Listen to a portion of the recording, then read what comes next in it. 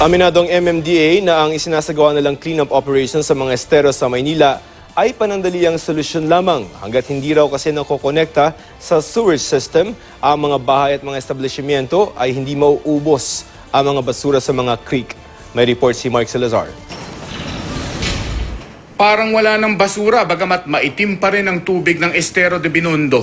Ang mga basura kasi ay nasa ilalim lahat kasama ng burak. Dahil tag-init, hindi pa ho natin nakikita yung dami ng basura. Bubulagain ho tayo niyan kapag pumasok na ho yung tag-ulan. Mabibigla ho ang Manila Bay sa dami ho ng basura. Sa ilang bahagi ng creek, meron pa ring lumulutang na basura. Mga bagong itinapon daw ito ng mga residente malapit sa creek.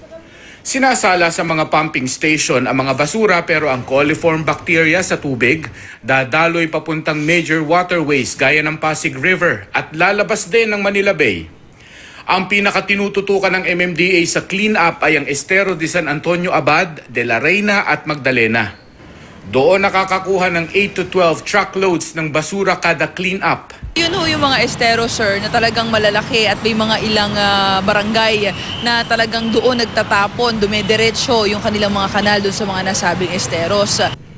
Pero aminado ang MMDA na short-term solution ng cleanup operations hanggat hindi konektado sa sewerage system ang mga bahayan at establishmento at nagpapatuloy na basurahan ang tingin ng marami sa mga kanal at ilog. Ang long-term solution dito talaga, sir, ma-relocate ho yung mga informal settlers at wala ho dapat nakatira sa mga gilid ho ng estero.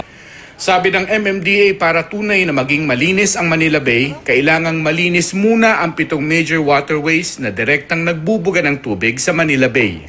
Mark Salazar, GMA News.